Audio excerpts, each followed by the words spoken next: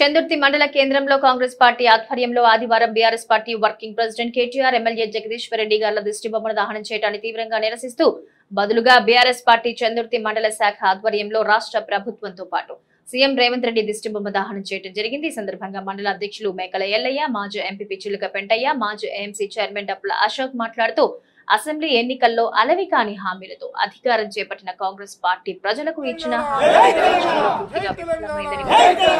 అసెంబ్లీలో ప్రజల పక్షాన ప్రభుత్వాన్ని నిలదీస్తున్న బీఆర్ఎస్ పార్టీ ఎమ్మెల్యే జగదీశ్వర్ రెడ్డిని సస్పెండ్ చేయడం రాష్ట్ర ప్రభుత్వ నిరంకుశ వైఖరికి నిదర్శనమని ఆవేదన వ్యక్తం చేశారు.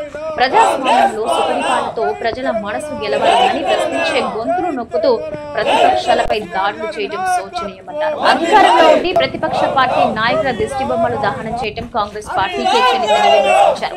సాగునీరు అందక చేతికొచ్చిన పంట పొలాలు ఎండిపోతూ రైతులు హరిగోస పడుతున్నా పట్టించుకొని ప్రభుత్వం ప్రశ్నిస్తున్న బీఆర్ఎస్ శ్రేణులపై మాత్రం అక్రమ కేసులు పెడితే వేధిస్తున్నారని వాపోయారు. ఎన్నికల్లో ఇచ్చిన హామీలు నెరవేర్చే వరకు ప్రజల పక్షాన పోరాడుతూనే ఉంటామని స్పష్టం చేశారు. ఈ కార్యక్రమంలో మండల అధ్యక్షులు మేకల ఎల్లయ్య, మాజీ ఎంపీపీ చిలుక పెంటయ్య, మాజీ market committee chairman Srinivas, Dappula Ashok, మాజీ vice MPP Mandala Abraham, Peggala Ramesh Rao, Madasu Prasad, మాజీ సర్పంచ్లు దుమ్మ అంజయ్య, కొమ్మ రమేష్, నాయకులు బి ఇస్మాయిల్, పులి మనోహర్, ముద్రకుల వెంకటేశం, బత్తుల వంశీ, గసికొంటి పరశురాం, నాయని రాజు, మెంగళి అశోక్, జీవన్, శ్రవణ్, సమీర్, రాకేష్, గంగు నరసయ్య. మండల కేంద్రంలో తెలంగాణ అమరవీరుల స్తూపం వద్ద మా బీఆర్ఎస్ పార్టీ మండలాధ్యక్షుడు మేకల ఎల్లన్న గారి ఆధ్వర్యంలో ఈ తెలంగాణ రాష్ట్ర ముఖ్యమంత్రి రేవంత్ రెడ్డి గారి దిష్టిబొమ్మ దానం చేయడం జరిగింది.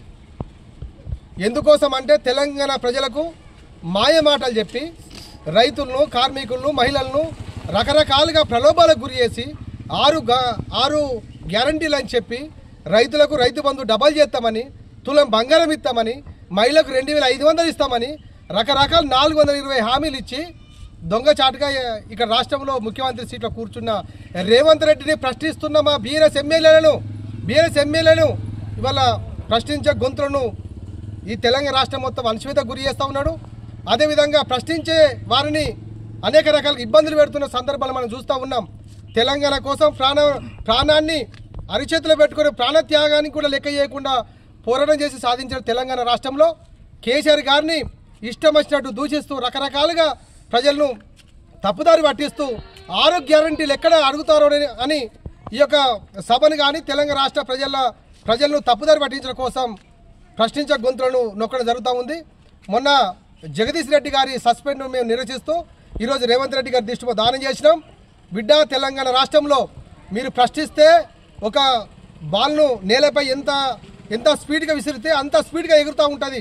కాబట్టి ప్రశ్నించే గొంతులను ఒక్కరు అణచివేస్తే లక్షలాది గొంతులు నిన్ను ప్రశ్నిస్తూనే ఉంటాయి.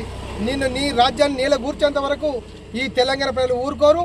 రైతులకు ఇచ్చే రైతు బంధు లేదు, రైతు బీమా లేదు, 24 గంటల కరెంట్ లేదు, ఇవాళ భూగర్భ జలాలు పడిపోయినాయి, మహిళలకు ఇచ్చే 2500 లేదు, తులం బంగారం లేదు.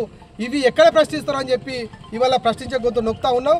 మేము ఈ సందర్భంగా ఖబర్దార్ చెప్తా ఉన్నాం.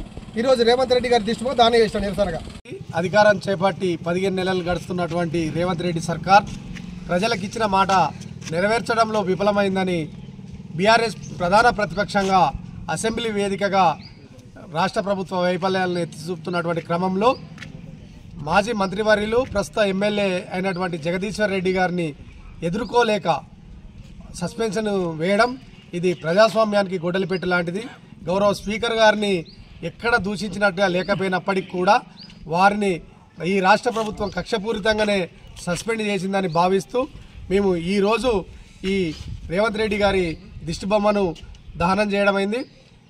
ప్రధానంగా రైతులకు ఇచ్చినటువంటి రైతు భరోసా లేదు, మహిళలకు ఇచ్చినటువంటి 2500 పెన్షన్ లేదు, అలాగే కళ్యాణ లక్ష్మికి తులం బంగారం లేదు, భూగర్భ జలాలు అడిగంటి రైతులు ఒక పక్క పంటలు ఎండిపోతూ అన్నమో రామచంద్ర అని రోడ్లపైకి వస్తున్నటువంటి సందర్భం, తాగునీటికి సైతం గోసపడుతున్నటువంటి ఈ పరిస్థితుల్లో ప్రధాన ప్రతిపక్షంగా టీఆర్ఎస్ పార్టీ ఇటు అసెంబ్లీలో మరి బయట ప్రశ్నిస్తూ అడుగడుగున ప్రభుత్వాన్ని నిలదీస్తున్నటువంటి క్రమంలో అసెంబ్లీలోనైతే సస్పెండ్ చేస్తూ బయట అక్రమ కేసులు బీఆర్ఎస్ పార్టీ కార్యకర్తలపైన, నాయకులపైన అక్రమ కేసులు పెడుతూ ఈ రకంగా వేధిస్తూ ఒక ప్రతిపక్ష నాయకులను, కార్యకర్తలను వేధిస్తూ రాక్షసానందం పొందుతుంది.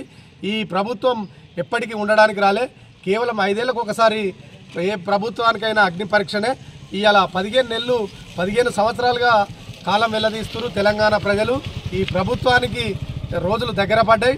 ముఖ్యమంత్రి గారు గౌరవ స్థానంలో గౌరవ సీఎం కుర్చీలో ఉండి కూడా తీవ్ర పదజాలంతో ప్రతిపక్షాన్ని గౌరవ కేసీఆర్ గారిని అలాగే హరీష్ రావు గారిని కేటీఆర్ గారిని విపరీతమైన పదజాలంతో దూషించడం శోచనీయం.